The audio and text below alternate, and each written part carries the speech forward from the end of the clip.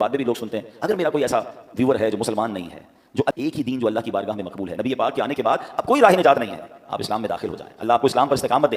السلام علیکم ورحمۃ اللہ وبرکاتہ۔ دوستو، حضور صلی اللہ علیہ وآلہ وسلم کے دنیا میں تشریف لانے کے بعد لوگوں کے لیے کوئی دوسرا آپشن بچا ہی نہیں کہ وہ اسلام کو ایکسیپٹ نہ کر کے کہیں اور چلا جائے، کیونکہ اسلام ایک ماتر دھرم ہے جو نرک اور جہنم سے بچنے کا ذریعہ ہے۔ اس ویڈیو کو سنیں اور آگے شیئر کریں۔ اللہ کریم قرآن مجید فرقان حمید میں ارشاد فرماتا ہے، پہلا پارہ ہے سورہ بقرہ ہے اور آیت نمبر ہے 62۔ ارشاد ہوتا ہے، بسم اللہ الرحمن الرحیم، ان الذین آمنوا والذین ہادوا والنصارى والصابئین من آمن باللہ والیوم الآخر وعمل صالحا فلہم اجرہم عند ربہم ولا خوف علیہم ولا ہم یحزنون۔ اب اس آیت کا ترجمہ کیا ہے؟ آیت کا ترجمہ یہ ہے، ترجمہ قرآن، آسان ترجمہ قرآن، کنز العرفان۔ بے شک ایمان والوں نیز یہودیوں اور عیسائیوں اور ستاروں کی پوجا کرنے والوں میں سے جو بھی سچے دل سے اللہ پر اور آخرت کے دن پر ایمان لے آئیں اور نیک کام کریں تو ان کا ثواب ان کے رب کے پاس ہے، ان پر نہ کوئی خوف ہوگا اور نہ وہ غمگین ہوں گے۔ اب یہ بڑا خوبصورت یوں سمجھیے ایک سینیریو تھا، ایک زبردست یوں سمجھیے اس کے پیچھے پس منظر ہے۔ واقعہ ہے ایک ایسے صحابی کا جو تمام صحابہ میں سب سے لمبی عمر جن کو ملی، اور وہ صحابی ہیں حضرت سلمان فارسی رضی اللہ تعالیٰ۔ یاد یہ سب باتیں ہمیں پتہ ہونی چاہیے۔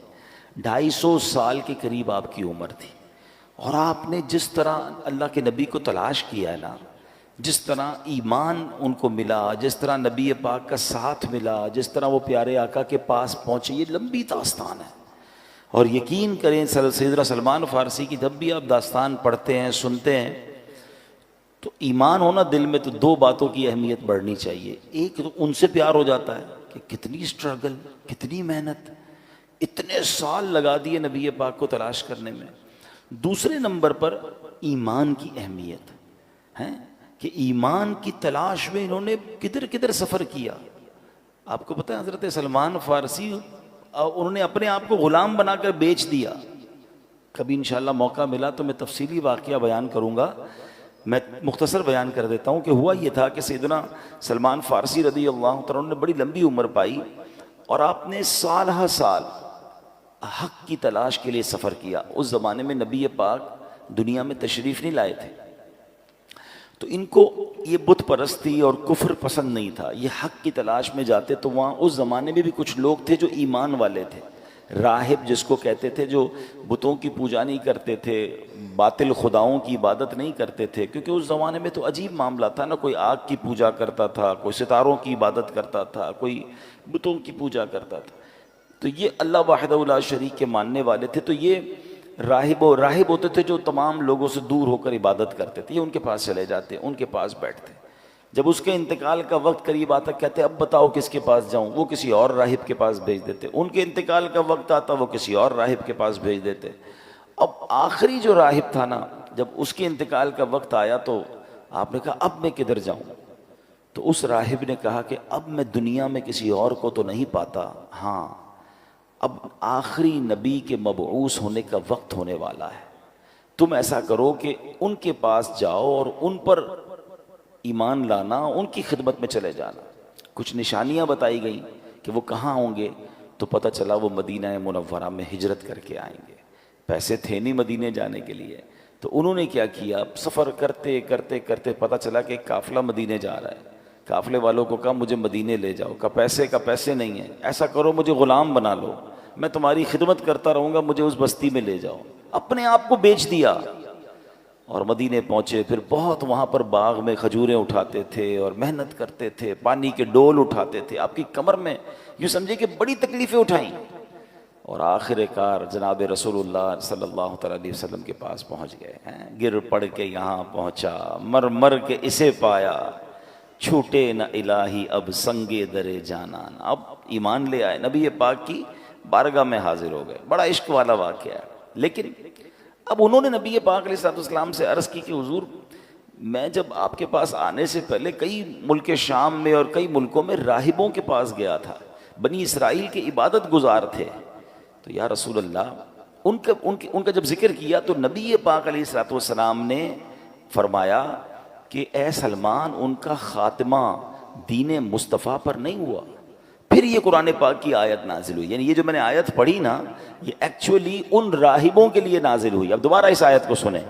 اللہ نے کیا فرمایا؟ ان الذین آمنوا والذین ہادوا والنصارى والصابئین من آمن باللہ والیوم الآخر وعمل صالحا فلہم اجرہم عند ربہم ولا خوف علیہم ولا ہم یحزنون.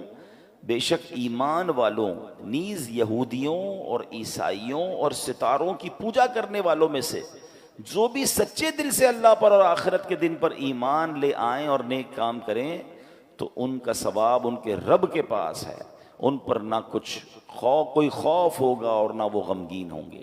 یہ آیت کریمہ جب نازل ہوئی تو نبی پاک نے فرمایا اے سلمان یہ آیت ان راہبوں سے متعلق ہے, ان میں سے وہ جو حضرت عیسیٰ پر ایمان رکھتے تھے اور ان تک میرا پیغام نہیں پہنچا وہ تو خیر میں ہیں, مگر جنہوں نے میرا نام پاک سنا مگر پھر مجھ پر ایمان نہ لائے وہ ہلاک ہو گئے.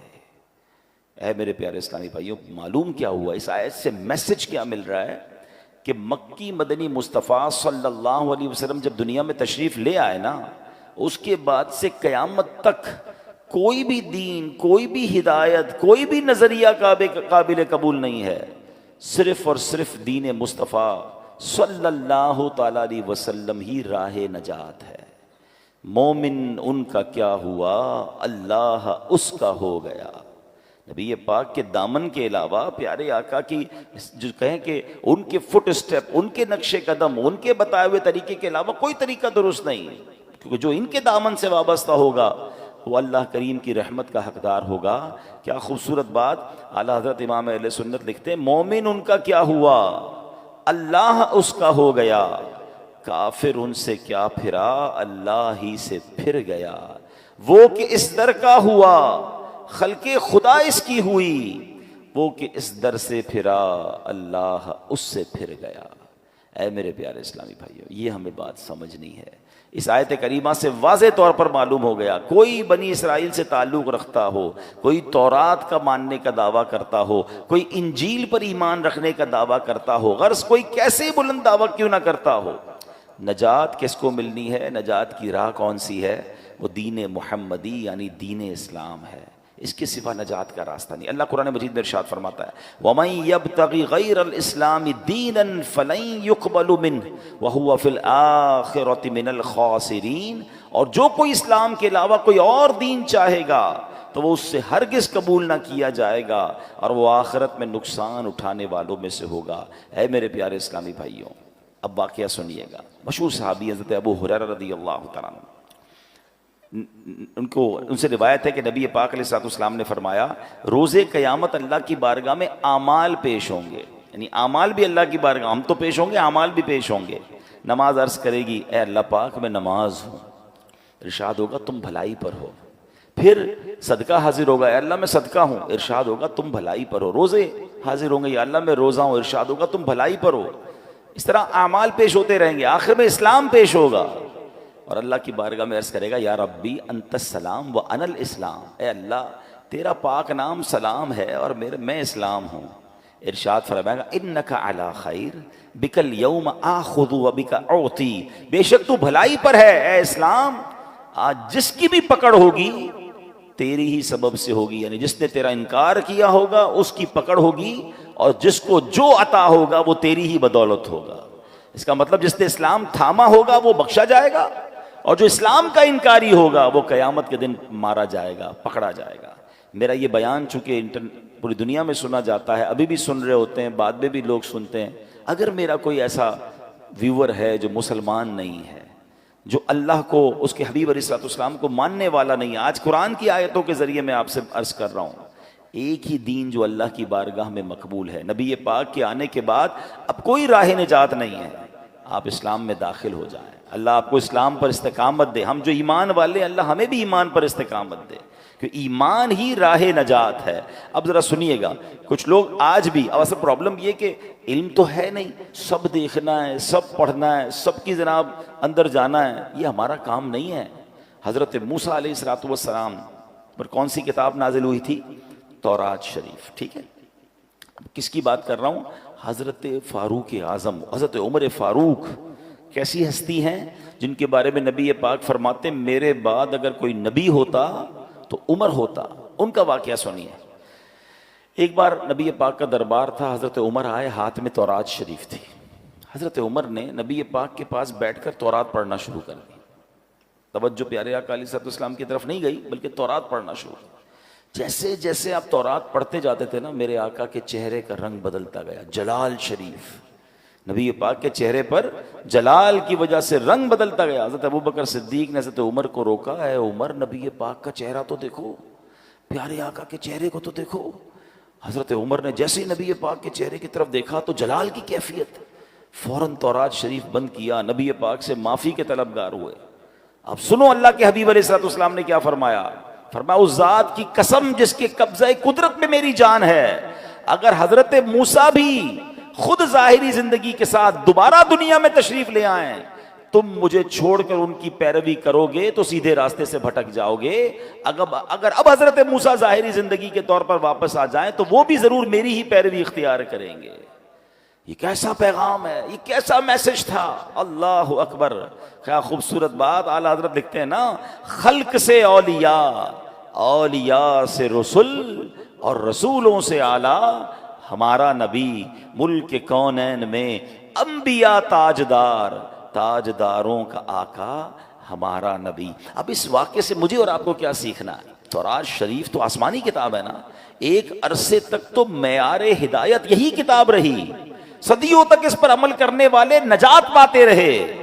وہ بلند شان والی کتاب ہے جس پر عمل کر کے اونچے مقامات لوگ پایا کرتے تھے, جس پر عمل کی برکت سے بنی اسرائیل فتح پاتے تھے, اللہ پاک کی رحمتوں کے حقدار بنتے تھے. تو جس تورات کو پڑھنا بھی ثواب تھا, جس کو دیکھنا بھی ثواب تھا. مگر جب نبی پاک تشریف لے آئے, محبوب ذیشان صلی اللہ تعالی علیہ وسلم تشریف لے آئے, پھر کیا ہوا؟ آپ نے اعلان نبوت فرما دیا. اب تورات راہ نجات نہ رہی, اس پر عمل منسوخ ہو گیا. اب غور کریں, جب پچھلی آسمانی کتابوں کے بارے میں یہ اصول ہے, یہ حکم ہے, تو اب جو نئے نئے فتنے اٹھ رہے ہیں, نئے نئے طریقے ایجاد ہو رہے ہیں, نئے نئے فارمولے لوگ لے کر آ رہے ہیں, ذرا غور کیجئے وہ کیسے راہ نجات ہو سکتے ہیں, وہ کیسے ہدایت کے راستے ہو سکتے ہیں.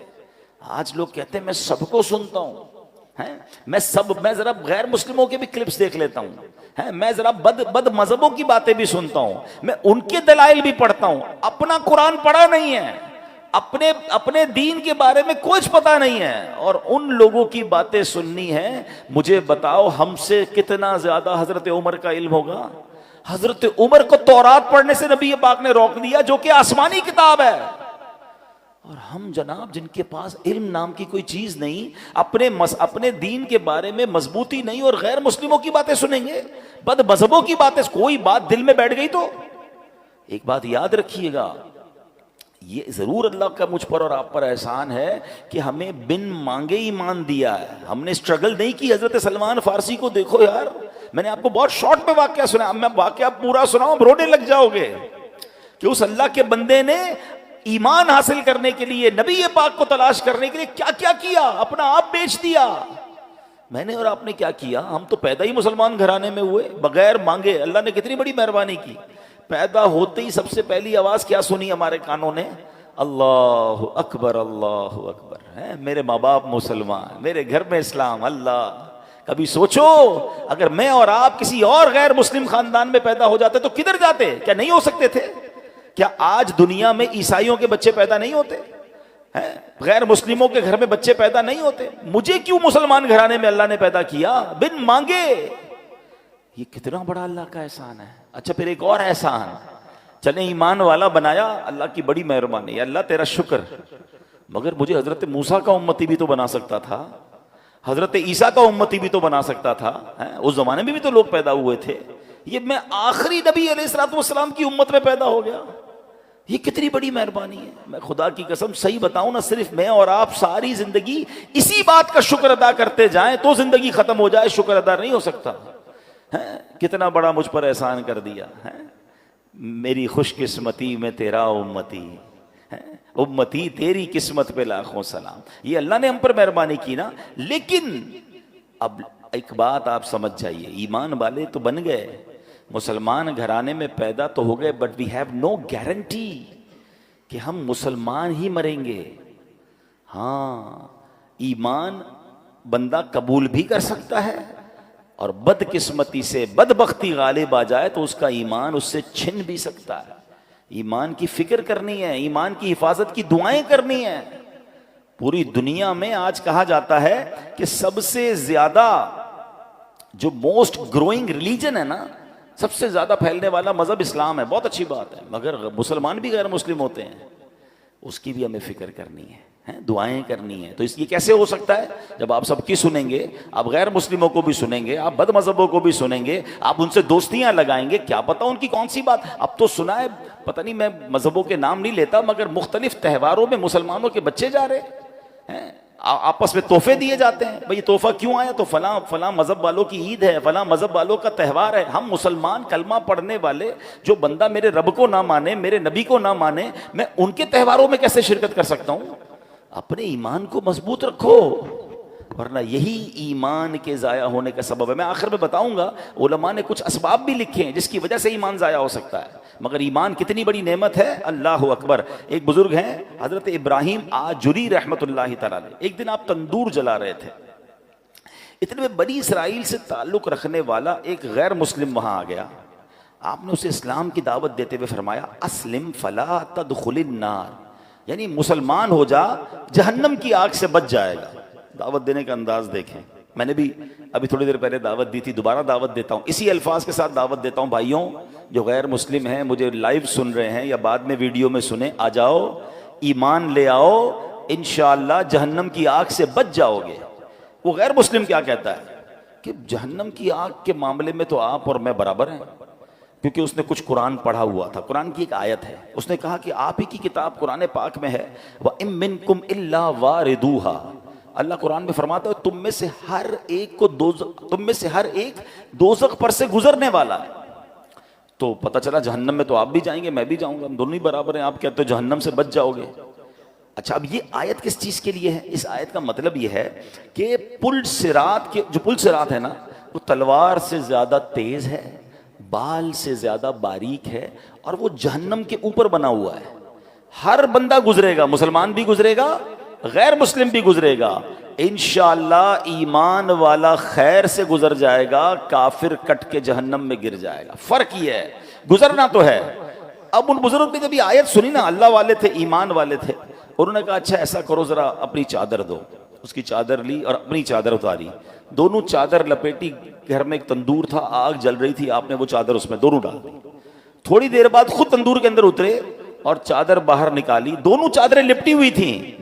غیر مسلم کی چادر جل کر راکھ ہو گئی، ان کی چادر ویسی سلامت، خود تندور میں اترے واپس آئے، آگ نے اثر نہیں کیا۔ کہ یہ فرق ہے، آگ میں غیر ایمان مسلمان بھی جائے گا، ایمان والا بھی جائے گا، انشاءاللہ جہنم کی آگ ایمان والے کو کچھ نہیں کہے گی۔ یہ دیکھنا تھا، وہ غیر مسلم کلمہ پڑھ کر مسلمان ہو گیا۔ تو یہ فرق ہے، ایمان ہوا انشاءاللہ ایمان سلامت لے کر جانا ہے نا۔ اچھا، یہی بات اللہ نے قرآن میں فرمائی۔ Try to understand. جب ہم اس طرح کی باتیں کرتے ہیں نا، تو لوگ کہتے ہیں یار یہ پتہ نہیں کیسے کہہ رہے ہیں ایمان جا سکتا ہے، اللہ نے مسلمان بنا دیا، اب تو گارنٹی ایمان والے ہو گئے۔ نہیں، اللہ کے نبی کی دعائیں ہیں، پیارے آقا دعا کیا کرتے، یا مقلب القلوب ثبت قلبی علی دینک۔ کیا مطلب ہوا اس کا؟ دلوں کو پھیرنے والے، میرے دل کو اپنے دین پر ثابت قدمی عطا فرما۔ کون دعا کر رہا ہے؟ جس کے صدقے ایمان ملا ہے۔ پڑھتے ہو نا نعت میں شعر، تیرے صدقے میں آقا سارے جہاں کو دین ملا، وہ دعا کر رہے ہیں ہماری تربیت کے لیے کہ دل بدلتا ہے۔ اے اللہ دل سلامت رکھیو، ایمان لے کر جانا ہے۔ اچھا، قرآن میں رب نے فرمایا نا، یا ایھا الذین آمنوا اتقوا اللہ حق تقاتہ ولا تموتن الا وانتم مسلمون۔ اے ایمان والو اللہ سے ڈرو جیسا ڈرنے کا حق ہے، اور نہیں مرنا مگر مسلمان، یعنی ایمان لے کر مرنا، کہیں غیر مسلم مت مر جانا۔ قرآن کا یہ پیغام بتا رہا ہے کہ ایمان والا بھی بے ایمان ہو سکتا ہے، ایمان والے کا بھی ایمان چھن سکتا ہے۔ تو اے میرے پیارے اسلامی بھائیوں، آج سمجھنا یہ ہے کہ اپنے ایمان کی حفاظت کرنی ہے۔ ایمان ہے تو سب کچھ ہے۔ نبی پاک کی راہ کے علاوہ، پیارے آقا کے طریقے کے علاوہ کوئی طریقہ نہیں جو راہ نجات ہو۔ ادھر ادھر لیفٹ رائٹ نہیں جانا ہے۔ اپنے ایمان پر، اپنے دین سے محبت بھی کریں۔ انفارچونیٹلی ایسا بھی ہو گیا جو خاص طور پہ غیر مسلموں ملکوں میں رہتے ہیں، یہ ذرا بہت زیادہ ایلیٹ کلاس، ماڈرن طبقے میں جانا آنا ہے، ہمیں بھی پتا ہے، وہ ادھر جا کے اپنے آپ کو مسلمان کہتے ہوئے شرما رہے ہوتے ہیں، اپنے اسلامی طریقوں پر عمل کرتے ہوئے شرما رہے ہوتے ہیں۔ اچھا ادھر سے کوئی اٹیک ہو اسلام کے اوپر، اسلام کے طریقے پر، تو خود ہی ان کی باتوں میں ہاں میں ہاں ملا رہے ہوتے ہیں، ہاں جناب یہ کچھ بات مجھے بھی سمجھ نہیں آتی، تف ہے تم پر۔ اپنے ایمان، اپنے قرآنی حکم پر، نبی پاک کے طریقے پر آپ خود ڈگمگا رہے ہو۔ ارے دنیا کے کسی میدان میں جائیں، ڈنکے کی چوٹ پہ کہیں میں مسلمان ہوں، میں اپنے نبی کا امتی ہوں، اور جو قرآن و حدیث میں سب پر میرا ایمان ہے۔ یہ آدھا مسلمان کون سا ہوتا ہے؟ اسلام میں پورے داخل ہونا ہے اور اس پہ فخر کرنا ہے، اس پہ شرمانا نہیں۔ اور یہ ایمان مضبوط ہونے کی دلیل ہے۔ وہی پرابلم ہے نا، صحبتیں ایسی ہیں، دوست ایسے ہیں، باتیں ایسی ہیں کہ سن سن کر ان سے پیار ہو جاتا ہے، اسلام سے نفرت ہو جاتی ہے۔ اسلام کے کچھ، اب دیکھیں نا، بہت سارے لوگ نکلے کہتے ہیں پردے کی کوئی ضرورت نہیں ہے، عورت کو جناب کس نے کہا؟ بھائی قرآن نے کہا پردہ ہونا چاہیے، نبی پاک نے کہا پردہ ہونا چاہیے، لوگ کہہ رہے نہیں، عورت کی آزادی، میرا جسم میری مرضی۔ یہ کیا ہے؟ یہ آہستہ آہستہ، ہم نہیں کہتے عورتوں کے ساتھ ظلم۔ اسلام جتنا عورتوں کے حقوق بیان کرتا ہے، دنیا میں کون بیان کرتا ہے؟ ماں کے قدموں تلے جنت ہے، بہن کے حقوق بیان کیے، بیوی کے حقوق بیان کیے، بلکہ نبی پاک نے تو یہاں تک فرمایا تم میں بہترین وہ ہے جو اپنی گھر کی عورتوں کے ساتھ بہترین ہے۔ اس سے زیادہ کون سا مذہب عورتوں کے حقوق بیان کرتا ہے؟ کہ ہمیں کہتے ہیں عورتوں کے ساتھ اچھے سلوک کرنا ہے، اسلام سکھاتا ہے، مگر یہاں یہ پرابلم نہیں ہے۔ یہاں ایکچولی آہستہ آہستہ اسلام دل سے نکالنا ہے، قرآن دل سے نکالنا ہے، حدیث۔ یہ ایک بات نہیں ہے، ایسی بہت ساری باتیں آئیں گی، آپ پڑھتے جائیں۔ یہ کچھ آتے ہیں دانشور کے نام پر جو ٹی وی پہ آئیں گے، سوشل میڈیا پہ آئیں گے اور آپ کو سمجھائیں گے کہ قرآن کی یہ بات ٹھیک نہیں ہے، اس پہ عمل نہیں کرنا چاہیے، اس کا مطلب تو کچھ اور ہے، یہ پلاننگز ہیں۔ اور قرآن نے کیا کہا کہ اللہ اور اس کے رسول کے پر جو ایمان لائے گا، اللہ پر جو ایمان لائے گا وہی نجات پانا ہے، اس کے علاوہ نجات نہیں ہے۔ اے میرے پیارے اسلامی بھائیوں، اگر ہمیں بچنا ہے جہنم کی آگ سے، ہمیں بچنا ہے آخرت کے عذاب سے، تو اپنے ایمان کی حفاظت کرنی ہے۔ ایک بار نبی پاک علیہ الصلوۃ والسلام، دیکھیں پیارے آقا کی کیا شان، اس زمانے میں نبی پاک نے سمجھایا، ایسا لگتا ہے یہ آج کے لیے کیسی پیاری بات ہے۔ پیارے آقا نے ایک سیدھی لکیر کھینچی، پھر ایک رائٹ سائڈ پہ لکیر کھینچی، اور پھر لیفٹ سائڈ پہ خط لکیریں بنائیں، اور پھر درمیان والی لکیر پر ہاتھ رکھ کر کیا فرمایا؟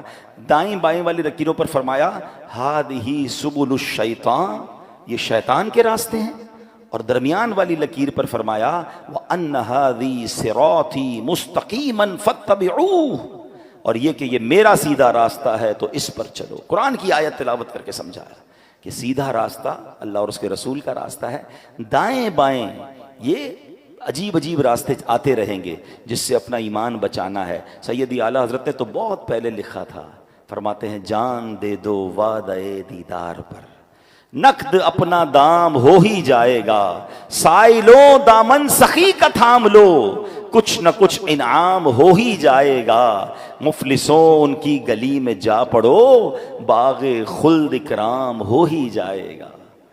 اور فرمایا سونا جنگل رات اندھیری چھائی بدلی کالی ہے، سونے والو جاگتے رہیو چوروں کی رکھوالی ہے۔ یعنی دین سکھانے کے نام پر لوگ آ کر ایمان پر حملے کر رہے ہوتے ہیں۔ اللہ کرے کہ یہ بات ہمیں سمجھ آ جائے اور ہم اپنے دین سے بے پناہ محبت کرنے والے بن جائیں۔ دوستو آپ نے بیان کو سنا، اپنا رائے ضرور دیجیے گا، یہ بیان آپ کو کیسا لگا۔